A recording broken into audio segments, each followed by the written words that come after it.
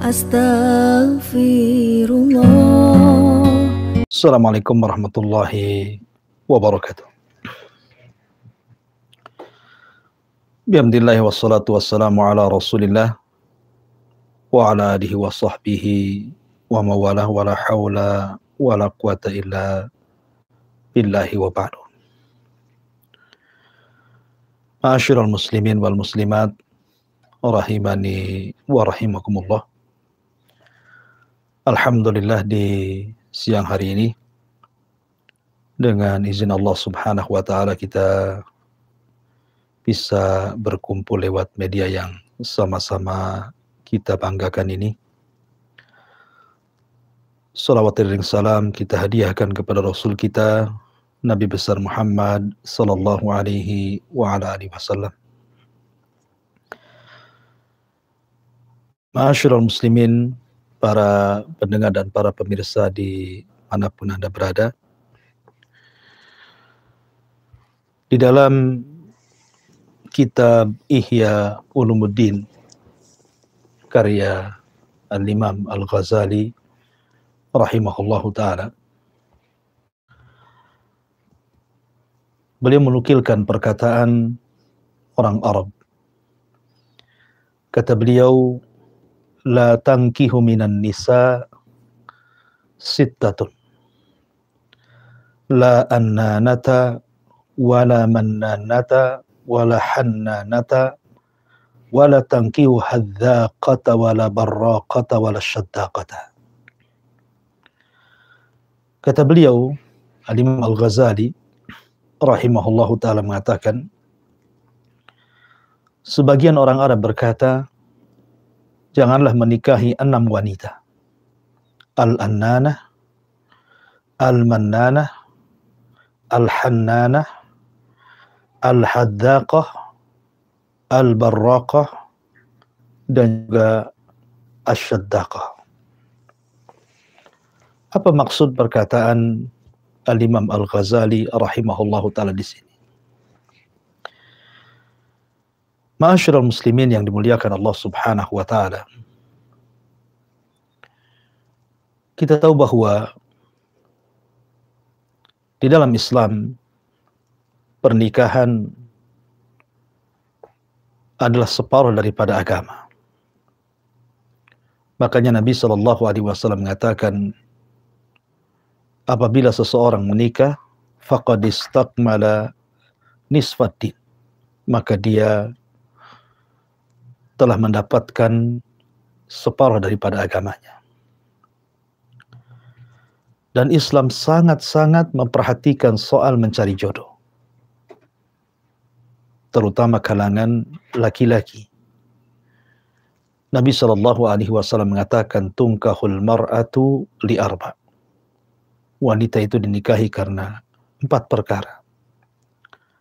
Kemudian setelah Nabi SAW menyebutnya karena kecantikan, karena harta, karena nasab, kemudian karena agama, dan yang terakhir Rasul mengatakan, fadfar biddatidzin taribat yadak.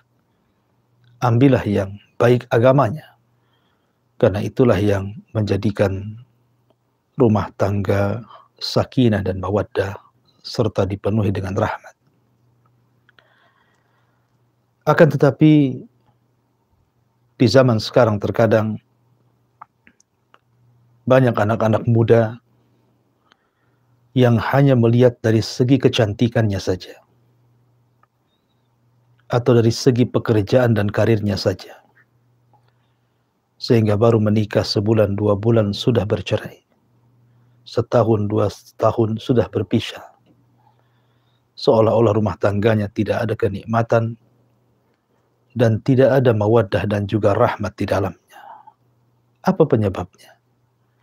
Salah satunya adalah apa yang dikatakan Imam Ghazali di sini. Kata beliau, jangan pernah menikahi 6 wanita yang memiliki 6 sifat ini. Sebab kalau seandainya Anda nikahi 6 wanita yang memiliki sifat yang disebutkan oleh Imam Al-Ghazali di sini, maka hidup Anda tidak akan pernah tenang. Padahal tujuan berumah tangga selain daripada beribadah kepada Allah Azza wa Jalla, mencari ridha dan juga pahalanya, adalah mencari ketenangan di dalamnya.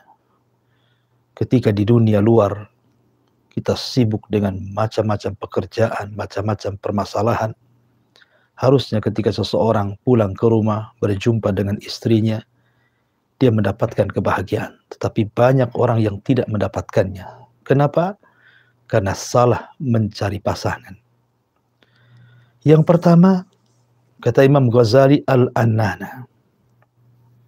Siapakah wanita yang disebut dengan annana di sini? Annana itu artinya suka mengeluh, suka mengadu. Kebanyakan anin, artinya syakwa. Syakwa itu suka mengeluh dan mengadu. Sehingga ketika seorang wanita terus mengeluh dan mengadu, tentu semakin lama suami akan timbul kemarahan dan emosi. Terkadang mengadunya seorang wanita atau istri kepada suami ini berhubungan dengan segala hal. Terkadang mengadu soal ekonomi, mengadu soal keluarga, mengadu soal tetangga, mengadu soal teman-temannya. Semua diadukan kepada suaminya. Seolah-olah tidak ada hari kecuali hanya mengadu dan mengadu. Mengeluh dan mengeluh. Dan tidak mau mencari solusi sendiri. Maka kalau seandainya Anda menikahi wanita yang seperti ini, yakinlah Anda tidak akan bahagia dalam hidupnya. Karena wanita seperti tidak mandiri. Terlampau banyak mengeluh. Kemudian yang kedua, al-mannana. Wanita yang suka mengungkit-ungkit kebaikan. Terutama apabila ditimpa ekonomi yang seret, ekonomi yang susah, mungkin suami diuji tidak mendapatkan pekerjaan, atau mungkin keluar dari sebuah pekerjaan, maka wanita ini akan mengeluh dan akan mengatakan, aku sudah melakukan ini dan itu karenamu. Kenapa kamu tidak melakukannya kepadaku hal yang sama? Jadi dia terus akan mengungkit kebaikan dia. Dan dia tidak pernah memandang kebaikan suaminya. Itulah yang kemudian disabdakan oleh Nabi SAW. Ketika aku melihat neraka kebanyakan penghuninya adalah kaum wanita. Kenapa? Bukan karena mereka tidak sholat. Bukan karena mereka tidak puasa, tidak zakat, dan begitu seterusnya. Tetapi mereka itu kufur kepada suaminya. Kenapa? Karena tidak pernah memandang kebaikan sedikit pun dari suaminya apabila terjadi sebuah permasalahan. Inilah wanita yang disebut dengan mannana. Suka mengungkit-ungkit seolah-olah dia paling baik dan paling berjasa dalam rumah tangganya. Kemudian yang ketiga, al-hannana. Al-hannana adalah wanita yang suka menceritakan, membanggakan dirinya di masa lalu. Membanggakan kalau dia seorang janda mungkin mantan suaminya. Membanggakan keluarganya, ayahnya, ibunya, dan merendahkan suaminya, keluarga suaminya, pekerjaan suaminya, dan begitu seterusnya. Maka ini hannanah ini wanita yang sangat payah. Karena dia selalu menghina suaminya dan membangga-banggakan dirinya. Kemudian yang keempat, al-haddaqah. Al-haddaqah artinya, haddak itu ucapannya kasar, mudah berteriak, mudah emosi, mudah marah, mudah membantah, dan dia tidak menerima pendapat suaminya. Setiap suaminya bicara, satu kata, dia bisa bicara berkata-kata. Maka al-haddaqah ini wanita yang keras hati, karena tidak pernah mau mengalah dalam rumah tangga. Kemudian juga al-barraqah. Maka Al-Imam Al-Ghazali menjelaskan ada dua makna al-barraqah di sini. Pertama, tipe wanita yang suka berhias di siang hari, tapi dia malas berhias di malam hari. Kalau di siang hari dia subhanallah, biar kelihatan cantik oleh tetangganya, oleh teman-temannya. Dia berdandan dengan dandanan yang luar biasa, tapi kalau di malam hari, dia tinggalkan dandanan itu untuk suaminya. Na'udzubillah. Anda berhias untuk siapa? Anda beribadah kepada siapa? Ma'asyiral muslimin yang dimuliakan Allah Subhanahu wa taala. Maka wanita seperti ini adalah wanita yang akan membuat pusing suaminya. Karena biasanya wanita yang disebut barakah ini wanita-wanita yang berdandan berlebihan, menghabiskan uang itu hanya untuk beli alat-alat kosmetik dan semacamnya. Apalagi di zaman sekarang, zaman yang mudah mendapatkan hal-hal itu dengan cara pesan lewat medsos, tetapi dia tidak berpikir keuangan suaminya. Dia tidak berpikir pekerjaan suaminya. Yang ada bagaimana dia mementingkan dirinya, mempercantik dirinya tanpa melihat bagaimana kondisi suaminya. Atau al-barakah ini diartikan wanita yang suka mengurung diri. Wanita yang suka mengurung diri. Dia tidak pernah bersosialisasi dengan tetangganya. Dia tidak pernah membuka pintu rumahnya. Dia dalam kamarnya saja. Dia malas masak, malas nyapu, malas ngepel, malas melayani. Maka ini wanita pemalas. Itu juga mana al-barakah. Kemudian yang keenam, asyadzaqah. Asyadzaqah artinya, secara bahasa artinya lebar sudut mulutnya itu disebut as-sadzaq namanya.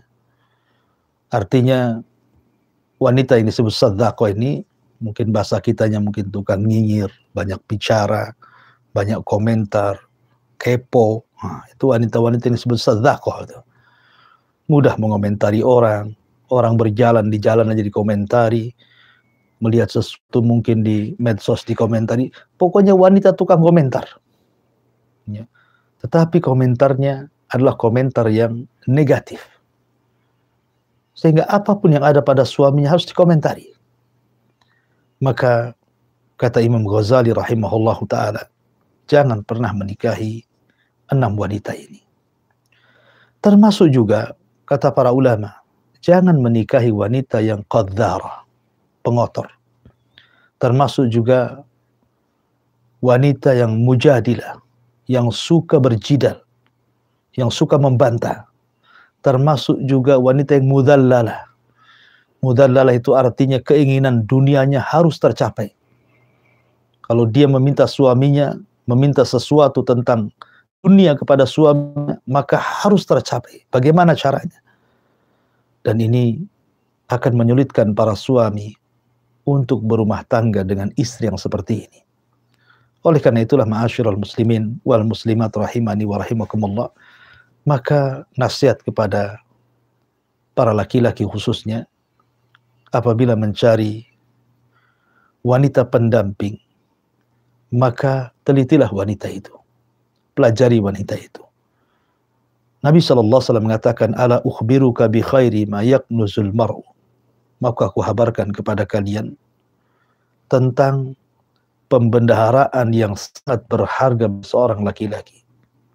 Kemudian sahabat mengatakan, tentu wahai Rasul. Kemudian Rasul mengatakan, mar'atu as-salihah. Wanita yang salihah. Kemudian Rasul mengatakan, idza nadhara ilaiha sarrathu, wa idza amaraha ata'athu, wa idza ghaba anha hafidhathu. Kata Nabi SAW, apabila kau pandang dia, dia pun menyenangkan kita. Apabila kau perintahkan dia, dia pun langsung taat kepada perintah kita. Dan apabila kita tidak berada di rumah, dia berusaha untuk menjaga dirinya, menjaga harta suaminya, menjaga anak-anaknya, menjaga lingkungannya. Itulah wanita-wanita yang diharapkan di dalam Islam, supaya kita betul-betul masuk pada sabda Nabi SAW, faqad istakmala nisfaddin, Anda akan mendapatkan separuh daripada agama. Wallahu a'lam bishawab. Ini yang bisa sampaikan. Saya kembalikan ke moderator, falyatafaddal mashkura. Baik, demikian tadi telah kita sampaikan mukadimah di awal nanti kaji kita pada kesempatan siang hari ini. Dan kembali kami akan membacakan untuk pertanyaan yang pertama berasal dari Abah Hidayat di Sekupang, Batam, dengan pertanyaan, kami punya anak gadis yang pernah berbuat salah, akan tetapi tidak sepenuhnya kesalahan itu kami timpakan ke anak kami, karena kami juga merasa ikut andil dalam kesalahan anak. Sebab kami kurang pendidikan agama dan kami juga kurang memberikan bimbingan agama pada anak kami. Sekarang ini setelah menyadari kesalahan, kami, orang tua dan anak sama-sama terus memperbaiki diri dan terus berusaha dalam kebaikan. Apakah kami orang tua kelak akan tetap mendapatkan azab Allah karena kesalahan yang dilakukan oleh anak kami itu walaupun anak sudah bertaubat? Demikian Ustaz. Ya. Alhamdulillah, salatu wassalamu ala rasulullah amma ba'du. Kullu bani Adam khata' wa khairul khata'ina tawwabun. Setiap anak Adam itu pasti melakukan kesalahan. Tetapi sebaik-baik orang yang melakukan kesalahan itu segera bertobat. Kalau Anda dahulu membiarkan anak terlantar, tidak terdidik, sehingga anak itu menjadi nakal, kemudian Anda biarkan, maka dosa anak adalah dosa Anda. Karena Anda tidak amanah mengemban amanah dari Allah Subhanahu wa ta'ala berupa titipan seorang anak. Padahal anak itu sebuah titipan yang berharga bagi kita. Idza mata ibnu Adam in qata amaluhu illa min thalathin, salah satunya awaladin salihin yad'ulahu, seorang anak yang saleh yang mendoakan orang tuanya. Akan tapi kalau seandainya seseorang yang sudah mendidik demikian rupa, tetapi Allah takdirkan anaknya yang bermasalah, maka itu adalah ujian bagi orang tuanya dan orang tuanya tidak berdosa. Tetapi kalau pertanyaan yang Anda sampaikan kepada kami tadi, dulunya Anda tidak mendidik anak sehingga anak itu melakukan kesalahan, kemudian Anda sadari Anda salah, kemudian Anda mulai perbaiki sehingga anak Anda juga mulai baik, artinya baik sama-sama, maka insya Allah ini sebuah kebaikan di hadapan Allah Subhanahu wa ta'ala, dan Anda akan berpahala. Ya, dan ini kesempatan karena memang Anda masih hidup dan anak Anda juga masih hidup, maka teruslah bimbing supaya tetap istiqamah di jalan taubat. Sebab kalau tidak, maka orang tua berat tanggung jawab di hadapan Allah Subhanahu wa ta'ala, karena Rasul yang mengatakan dalam sebuah hadis Nabi sallallahu alaihi wasallam, kullukum ra'in wa kullukum mas'ul. Kalian semua pemimpin. Ayah pemimpin bagi keluarganya, termasuk juga ibu. Dan kalian akan ditanya kepemimpinan kalian di hadapan Allah Subhanahu wa ta'ala. Tapi kalau Anda sudah berubah, maka insya Allah kita berharap kepada Allah Subhanahu wa ta'ala, semoga Allah mengampuni dosa Anda dan dosa kita semuanya. Wallahu a'lam bishawab. Baik, demikian tadi untuk pertanyaan pertama ya dari penanya di Sekupang. Kembali kita akan bacakan ya. Untuk pertanyaan berikutnya yang kali ini berasal dari Samia di Singapura. Saya dengan pertanyaan, minimal berapa rakaatkah sholat malam itu? Ya, alhamdulillah. Hadis Aisyah radhiyallahu anha, Nabi sallallahu alaihi wasallam tidak kurang melaksanakan qiyamul lail tahajud itu 11 rakaat. Dalam riwayat 13 rakaat. Tetapi kalau mau menambah daripada itu tidak mengapa. Bahkan Imam Ahmad rahimahullahu ta'ala, beliau sholat sampai 100 rakaat setiap malam. Tetapi kalau ditanya paling sedikit sholat malam, tentu sholat witir. Boleh dikerjakan dalam 1 rakaat. Dan sholat witir adalah seafdol-afdolnya qiyamul lail. Seafdol-afdolnya sholat sunnah setelah sholat wajib. Witir itu melebihi rawatib, melebihi nawafil, baik yang mutlak atau yang dzatul asbab. Pokoknya witir itu satu sholat di antara sholat-sholat terbaik dalam sholat-sholat sunnah. Dan juga dilakukan sangat ringan. Karena bisa 1 rakaat. Kalau sholat-sholat yang lain tidak bisa 1 rakaat. Tapi sholat witir bisa. Anda bisa melaksanakan satu witir dengan sangat singkat, mencari surat-surat pendek, dan bisa dilakukan setelah Isya ataupun setelah tidur dalam sepertiga malam akhir. Jadi kalau tahajud ya paling sedikit yang dilakukan Nabi Shallallahu Alaihi Wasallam ya 11 rakaat. Ya, tapi kalau witir paling sedikit 1 rakaat. Wallahu a'lam. Baik, masih kita akan teruskan di program Mati Kajian dan Tanya Kami Jawab. Silakan bagi Anda yang bertanya untuk mengirimkan pertanyaan kembali ke nomor 0819 01 01 01 06. Dan kali ini kita akan melanjutkan dengan pertanyaan berikutnya yang berasal dari Indrawati di Tanjung Batu dengan pertanyaan, apa betul sumpah seorang ibu atau sumpah seorang bapak kepada anak itu langsung dijawab oleh Allah Subhanahu wa Ta'ala?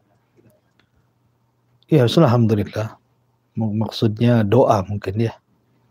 Sumpah yang diiringi dengan doa mungkin gitu ya. Jadi ada hadis Nabi SAW mengatakan, salasun, 3 orang yang mustajab, da'awat mustajabun lahun. Kata Nabi SAW ada 3 kelompok, 3 golongan yang kalau berdoa itu mustajab bagi mereka. Pertama kata Rasul, da'watul madlum, doa orang yang dizalimi. Jelas, karena tidak antara dia dengan Allah hijab penghalang. Kemudian yang kedua, da'watul musafir, doanya orang yang safar, maka itu sangat mustajab sekali. Kemudian yang ketiga, da'watul walid liwalidihi, doanya orang tua kepada anaknya. Doa orang tua kepada anak itu sangat-sangat mustajab. Makanya para ulama memberikan nasihat kepada kita, hendaklah kita memperbanyak tafaul kepada anak kita ini. Artinya berprasangka baik. Dan tidak mengeluarkan kata-kata kecuali kebaikan. Baik dalam kondisi stabil atau dalam kondisi emosi. Karena bagaimanapun tafaul, mengucapkan kalimat-kalimat baik dalam kondisi murka, itu salah satu juga penyebab mustajab doa. Salah satu contohnya ketika kita membaca biografi daripada Syekh Sudes, hafizahullah ta'ala, beliau apabila membuat marah orang tuanya, maka ibundanya selalu bicara kepada Syekh Sudes, idhab ilal haram, pergilah kau ke Masjidil Haram, semoga Allah jadikan kau imam di sana. Dan itu terus setiap ibunya emosi kepada Syekh Sudes ini selalu mengucapkan kalimat itu. Sehingga akhirnya Allah ijabah doanya. Dan siapa yang tidak kenal Syekh Sudes, seorang imam Masjidil Haram yang luar biasa, menjadi panutan pada setiap imam-imam masjid di mana masjid pun di dunia ini. Oleh karena itulah maka tafaul itu penting. Jangan mengeluarkan kata-kata sumpah serapah kepada anak-anak kita ini, karena dikhawatirkan ketika Anda menyumpah serapah anak itu, kemudian malaikat ikut mendoakan dan menjadi sebuah kenyataan. Maka ini juga pelajaran bagi setiap orang tua. Adapun kalau sudah terlanjur Anda mencaci, memaki, menyumpah anak-anak, maka bertobatlah kepada Allah Subhanahu wa Ta'ala, meminta agar jangan sampai dikabulkan ucapannya, dan biasakan ucapan dengan ucapan yang baik. Karena bagaimanapun salah satu doa yang mustajab adalah da'watul walid liwalidihi, doanya orang tua kepada anaknya. Wallahu a'lam. Dan kita masih akan kembali bersama-sama untuk mendengarkan dan juga kembali membacakan untuk pertanyaan yang berikutnya, yang kali ini berasal dari Ibu Romlah di Batam dengan pertanyaan, saya mau bertanya perihal pinjam uang untuk akikahkan anak, apakah diperbolehkan? Ya, alhamdulillah, pada dasarnya akikah itu ada yang mengatakan sunnah, itu ya, dan itu pendapat jumhurul ulama. Mayoritas para ulama mengatakan akikah itu sunnah, tetapi ada yang mengatakan wajib alal qadir, wajib atas orang yang mampu. Tetapi ada perkataan Imam Ahmad Ibn Hanbal rahimahullah ta'ala ketika beliau ditanya soal bolehkah akikah itu meminjam? Beliau mengatakan tidak mengapa. Tidak mengapa dia meminjam uang untuk pelaksanaan akikah dengan berharap dia ingin melaksanakan sunnah Nabi Sallallahu Alaihi Wasallam, bukan karena yang lainnya, bukan karena unsur malu atau karena ingin ria, bukan. Ya, tetapi dia meminjam uang itu hanya untuk melaksanakan sunnah Nabi Sallallahu Alaihi Wasallam dan ia yakin dia bisa membayarnya. Karena pada dasarnya berhutang itu tidak baik dalam Islam. Karena orang berhutang itu akan terbebani hidupnya. Tapi kalau dia yakin dia bisa membayarnya karena ingin melaksanakan sebuah ibadah atau sunnah Nabi Sallallahu Alaihi Wasallam, maka Imam Ahmad mengatakan tidak mengapa. Walaupun pada dasarnya kalau tidak mampu, maka Anda boleh menundanya. Dan kita tahu mazhab Hambali dan juga mazhab Maliki membolehkan seseorang itu menunda akikah tidak harus hari ke-7, bisa hari ke-14, bisa hari ke-21, atau kapanpun Anda sanggup untuk melaksanakan akikah. Jadi kalau tidak sanggup hari ke-7-nya, maka Anda boleh mengakhirkan kapan-kapan Anda sanggup. Itu tidak perlu dibebankan harus menghutang. Tapi sekali lagi, kalau memang ingin melaksanakan sunnah Nabi SAW di hari ke-7, Anda menghutang dan Anda sanggup membayarnya, maka Imam Ahmad ibn Hanbal rahimahullahu ta'ala membolehkan perkara itu. Wallahu a'lam bishawab. Mungkin sebelum kita mengakhiri, nampaknya ada satu soalan yang berasal dari penanya kita, ya, Ibu Umi di Pasir Gudang, Johor, Malaysia, dengan dua pertanyaan. Yang pertama, ketika kita berbuka puasa setelah minum air yang manis, apakah kita boleh mengerjakan sholat tanpa berwudu lagi? Yang pertama. Dan yang kedua, apakah seorang muslimah yang sedang safar boleh mengerjakan sholat dengan memakai baju yang longgar dan stocking tanpa memakai mukena? Iya, alhamdulillah. Bolehkah seseorang minum air manis setelah berwudu kemudian langsung sholat? Boleh, karena meminum air manis itu bukan pembatal wudu, ya. Jadi yang menghalangi sholat itu kalau Anda sudah berwudu, kalau mendatangkan pembatal-pembatal wudu. Dan tidak ada pembatal wudu itu meminum air.